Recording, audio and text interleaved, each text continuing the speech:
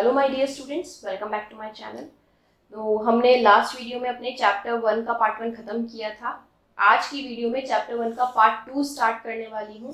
Part 2 में मैं आपको बैलेंस्ड केमिकल इक्वेशन के बारे में बताऊंगी कि केमिकल इक्वेशन कैसे बैलेंस की जाती है।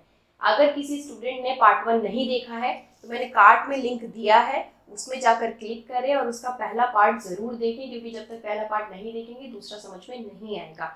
तो कार्ट में जाकर लिंक पे क्लिक करिए और मेरा फर्स्ट पार्ट ज़रूर देखिए। और वीडियो अगर अच्छी लगे तो लाइक शेयर करिए, मेरे चैनल को ज़रूर से ज़रूर सब्सक्राइब करिए ताकि आने वाली वीडियोस आप तक इजीली आ सके। चलिए चैप्टर 1 का पार्ट 2 स्टार्ट करते हैं।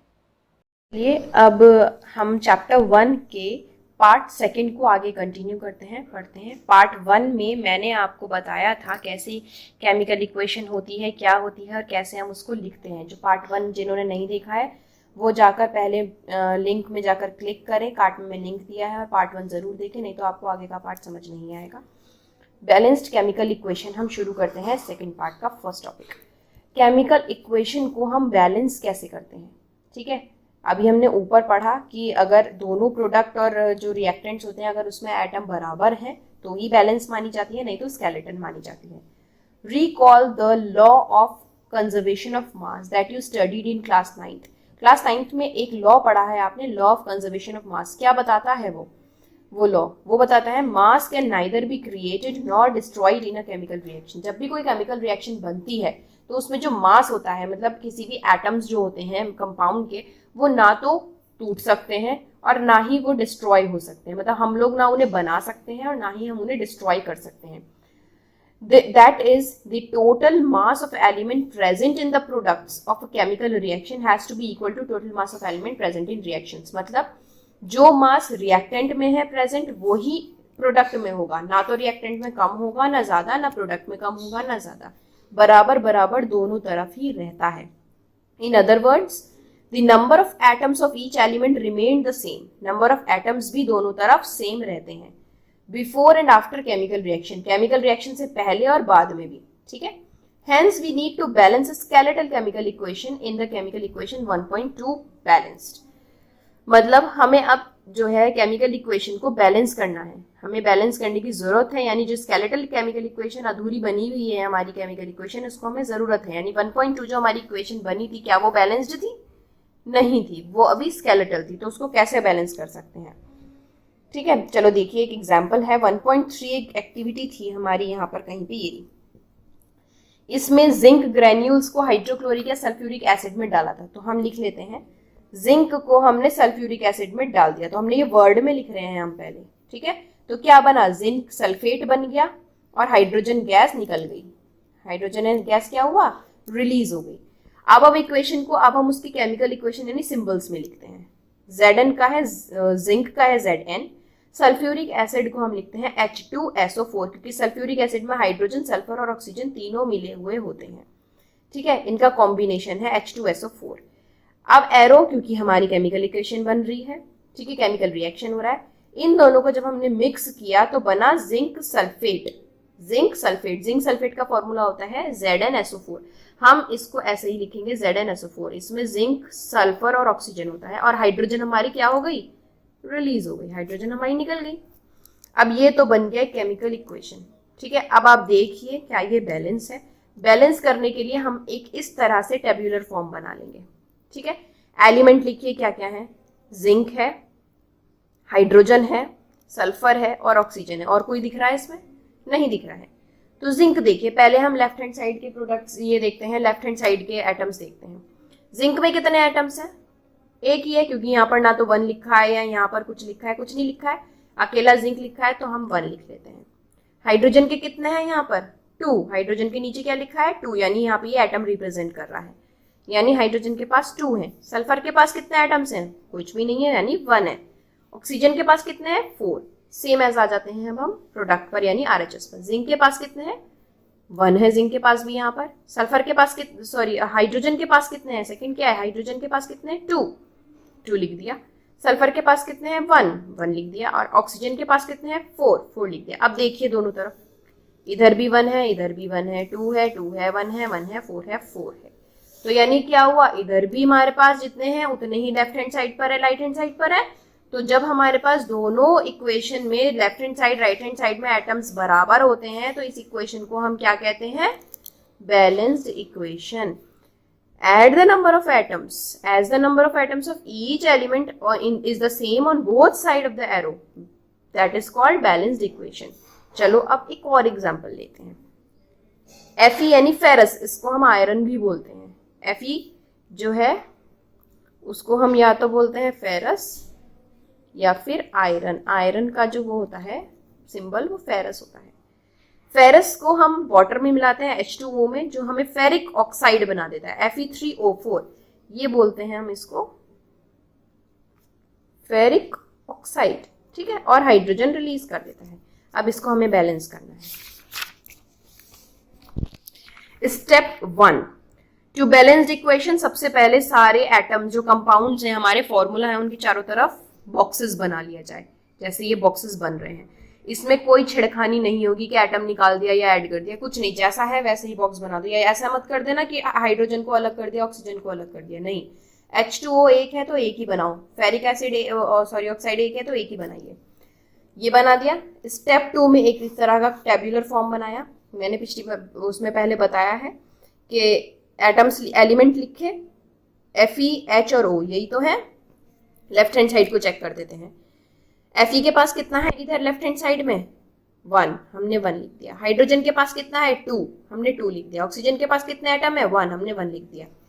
अब आ जाते हैं same as right hand side पर. Fe के पास कितने हैं 3 हैं, देखिए वहां पर. ऑक्सीजन के पास कितने, O के पास 4 हैं, यहाँ 4 लिख दिया. हाइड्रोजन के पास कितने हैं 2.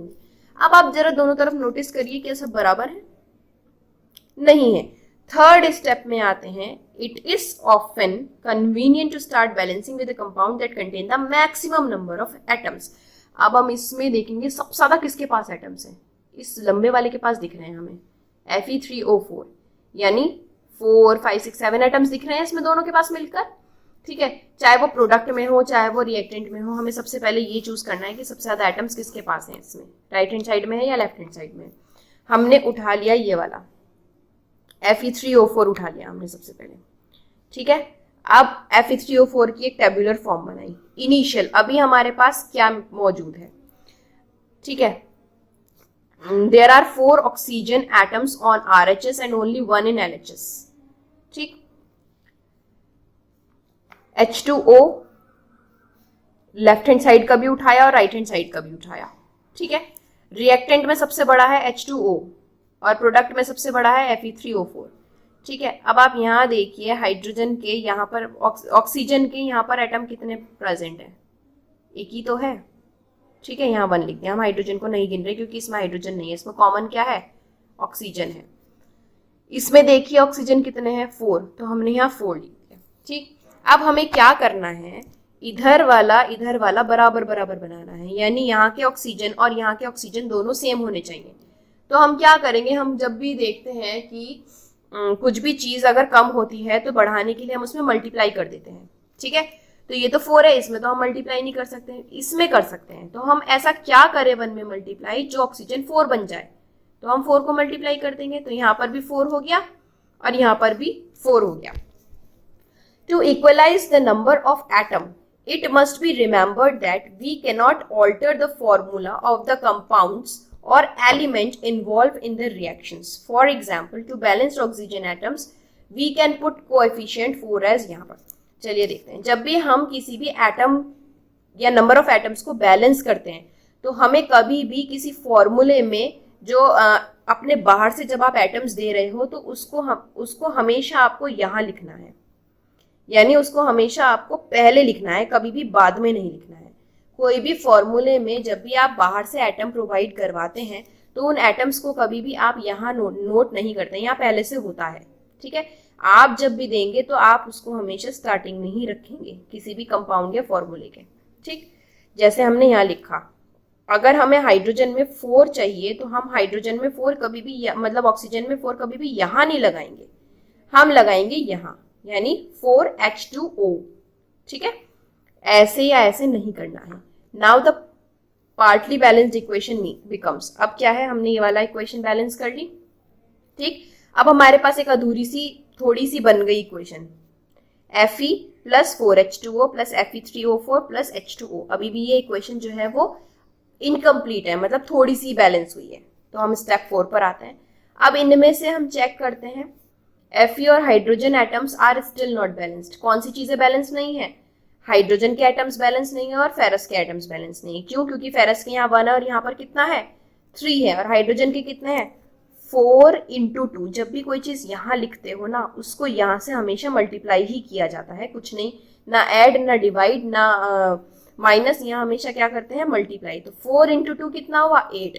तो हाइड्रोजन के कितने एटम्स हैं यहाँ पर प्रेजेंट? 8। और यहाँ कितने एटम्स हैं हाइड्रोजन के प्रेजेंट? 2। तो यानी यहाँ तो कम है, तो अभी बैलेंस नहीं है। ऐसे ही फेरस के हैं यहाँ पर। ठीक है, तो अब हम इसको ले लेते हैं।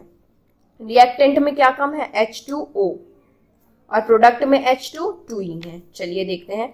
रिएक्टेंट में हमें बैलेंस करना है 8 को, यानी रिएक्टेंट्स में जो हाइड्रोजन के जो एटम हैं वो कितने हैं? 8 हैं। और प्रोडक्ट में कितने हैं? 2 हैं। तो हम ऐसा क्या करें कि प्रोडक्ट के एटम्स और रिएक्टेंट के एटम्स मतलब सेम हो जाए? इधर 2 से मल्टीप्लाई, 4 से मल्टीप्लाई कर दो तो 8 हो जाएगा। यहाँ पर भी क्या हो जाएगा? 4 2 सा 8 हो गया, बैलेंस हो गया दोनों। अब हमने प्रोडक्ट में मल्टीप्लाई किया है तो इधर भी हम प्रोडक्ट में ही मल्टीप्लाई करेंगे, यानी यहाँ पर हम इसको 4 में मल्टीप्लाई कर देंगे, 4 यहाँ लिख देंगे। अब चेक करिए, अभी भी फेरस नहीं हुआ है, बस ये तो हो गया बैलेंस, लेकिन Fe अभी भी हमारा इनकम्प्लीट है। तो अब हम इसको कंप्लीट करते हैं। ठीक है, हमने यहाँ लिख लिया। Fe के कितने एटम थे रिएक्टेंट में? 1 एटम था। और प्रोडक्ट में कितने एटम थे? 3। तो क्या करना चाहिए 3 बनाने के लिए? Multiply by 1। अब फाइनल इक्वेशन बनाते हैं। Fe को 3 से मल्टीप्लाई करना है तो हमें यहाँ 3 लगाना पड़ेगा। ये सब कुछ हो गया। अब इन्हें चेक करिए। फाइनली ये हमारी इक्वेशन फाइनल बन के आ गई। चेक करिए, 3Fe यहाँ पर कितना है? 3Fe। 4 × 2, 4 2 सा 8 हाइड्रोजन के एटम है। यहाँ कितने हैं? 4 × 2 8 हाइड्रोजन के एटम है। यहाँ ऑक्सीजन के एटम कितने हैं? दिख रहे हैं? कुछ दिख रहे हैं। ये जो 4 है ये ऑक्सीजन के लिए भी लगाया गया है। ठीक है, ये हमारा जो 4 है ये सिर्फ हाइड्रोजन के लिए नहीं है। जब भी कोई चीज यहाँ लगाते हो तो ये दोनों के लिए माना जाता है। तो कितने एटम है ऑक्सीजन के? 4। यहाँ कितने एटम है? 4। तो अब क्या है? ये इक्वेशन कंप्लीटली बैलेंस्ड है।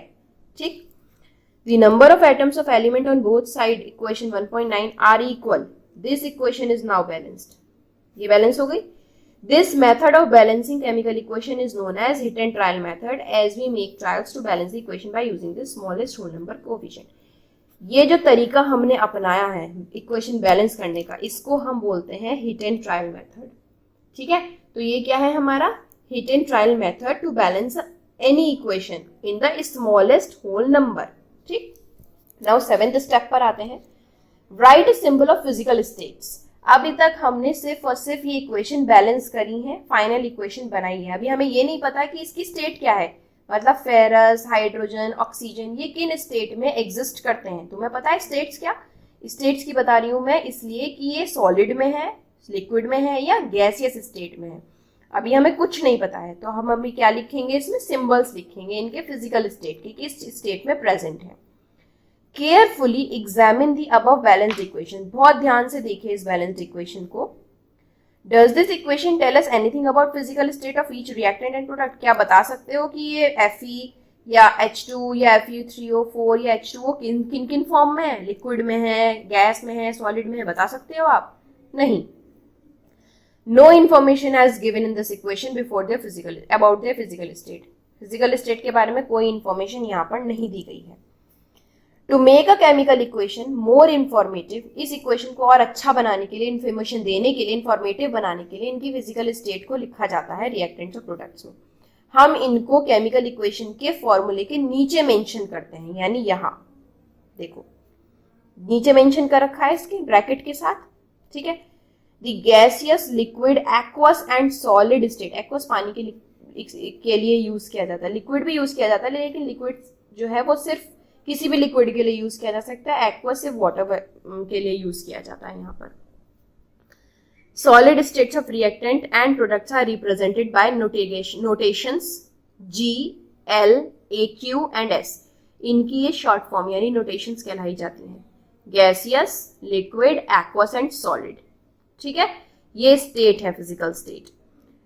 The word aqueous is written for the reactant of product in present of solution in water। मैंने बताया था aqueous सिर्फ और सिर्फ वाटर सॉल्यूशन के लिए लिखा जाता है। ठीक, अब बैलेंस इक्वेशन में डालिए, फेरस सॉलिड होता है, आयरन नेल, आयरन का ही तो नाम है फेरस।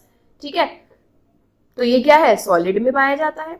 H2O, H2O जो है वो वेपर में आ जाता है। ठीक है, गैसियस फॉर्म में आ जाएगा, लिक्विड फॉर्म में भी बोल सकते हैं आप इसको, लेकिन यहाँ पर इसे हम गैसियस फॉर्म में रिप्रेजेंट कर रहे हैं क्योंकि हाइड्रोजन निकल जाता है इसमें से, क्योंकि हाइड्रोजन और ऑक्सीजन दोनों गैस हैं, मिलाकर ये वाटर बनता है, लेकिन सिंगल सिंगल तो ये गैस ही है ना। Fe3O4 फेरिक ऑक्साइड क्या बना है, ये सॉलिड ही बना है। और 4H गैस, यानी ये क्या है, आपका गैसियस स्टेट में प्रेजेंट है। तो हमने यहाँ पर इसको सिंबॉलिक तरीके से इसकी नोटेशंस को हमने इक्वेशंस के साथ बना दिया। अब ये इक्वेशन हमें कुछ कंप्लीट दिखाई दे रही है।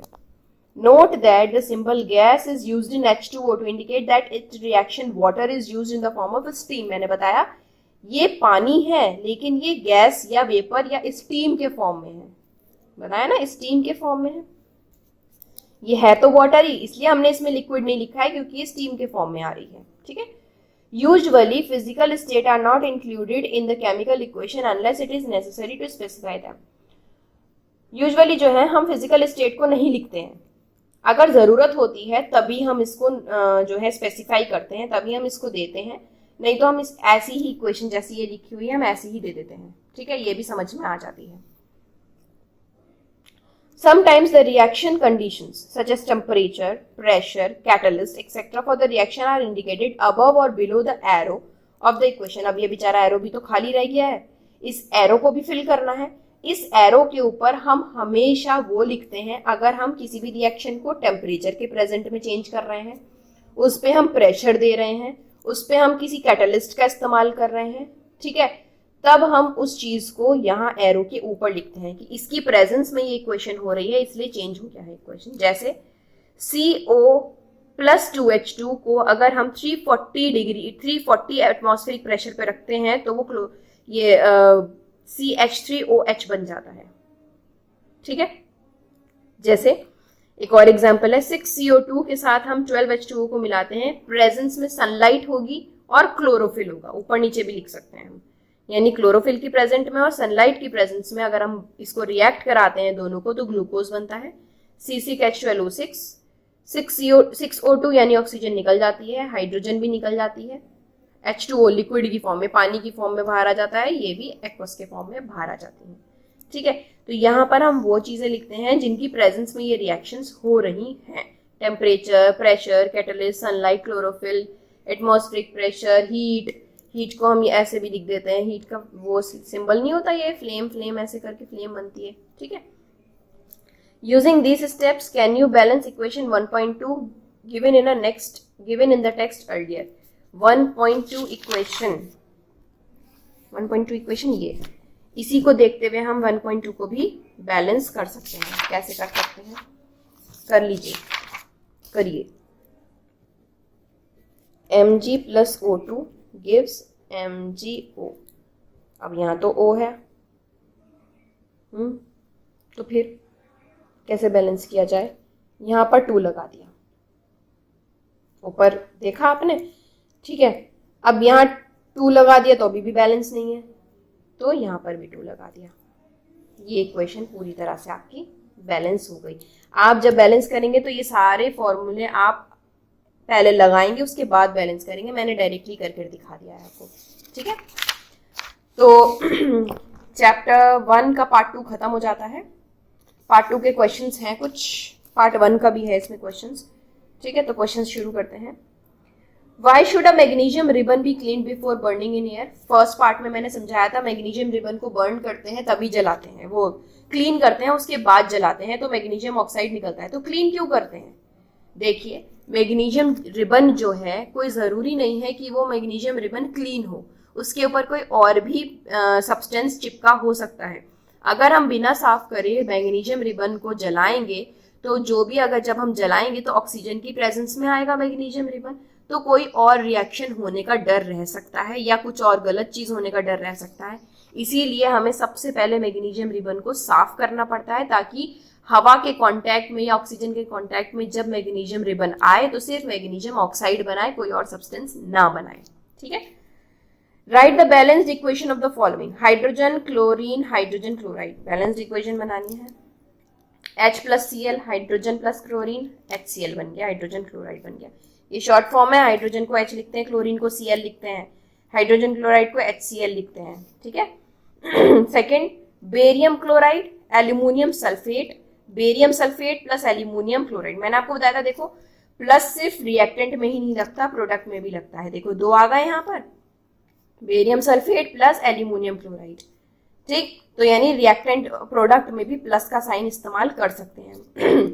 तो barium chloride BaCl, aluminium sulphate Al2SO4 का whole thrice, barium sulphate BaSO4, aluminium chloride AlCl3। अब इसको सबको बैलेंस करना है। सिंपल लिखिए आप इक्वेशन और उसको पूरे फॉर्म के साथ बैलेंस करिए, तो ये इक्वेशन बनती है 3BaCl Al2SO4 whole thrice, 3BaSO4 और 2AlCl3। जब आप इसे बैलेंस करेंगे, ये आप खुद बैलेंस कर कर देखिएगा, आपको ये चैप्टर समझ आया होगा तो ये आप खुद बैलेंस इजीली कर पाएंगे। सोडियम को वाटर में मिक्स करेंगे, सोडियम हाइड्रोजन ऑक्साइड बना देगा और हाइड्रोजन निकल जाएगा। सोडियम को वाटर में यानी Na को H2O में करेंगे तो NaOH और H2। ठीक है, तो भी हम इसे बैलेंस करेंगे 2 और 2 और 2 लगाकर। तो मैंने ये बैलेंस्ड इक्वेशन बनाई है, आप खुद करेंगे, कुछ चीजें आप खुद करेंगे तो आपको पता चलेगा कि केमिकल इक्वेशन कैसे बैलेंस होती है। ठीक है, ध्यान से चैप्टर को पढ़िए और ध्यान से उसको बैलेंस कीजिए। Third question, write a balanced chemical equation with the state symbols. State symbol मतलब following state symbols for the following reactants. ये उसमें दे रखी है सेंटेंस में, आपको सिंपल सिंबल में बनाना है। Solution of barium chloride and sodium sulphate. Barium chloride और सोडियम सल्फेट को रिएक्ट कराते हैं in water, sodium sulphate in water react to give insoluble barium sulphate. यहां हमने इसको वाटर के साथ रिएक्ट कराया। ठीक है, तो क्या मिला, इनसॉल्यूबल बेरियम सल्फेट मिला BaSO4 और द सॉल्यूशन ऑफ NaCl। इसका सॉल्यूशन मिल गया 2NaCl। ये बैलेंस्ड इक्वेशन बना दी है मैंने, नोट कर लीजिए, देखिए ध्यान से और इसको समझ के खुद बैलेंस करने की कोशिश करिए। Sodium hydroxide solution in water यानी NaOH reacts with hydrochloric acid. यहाँ पर NaOH और ये सब जो है वाटर का मतलब है, ऐड कर लीजिए। ठीक है, hydrochloric acid in water to produce sodium chloride and water, NaOH plus HCl NaCl H2O।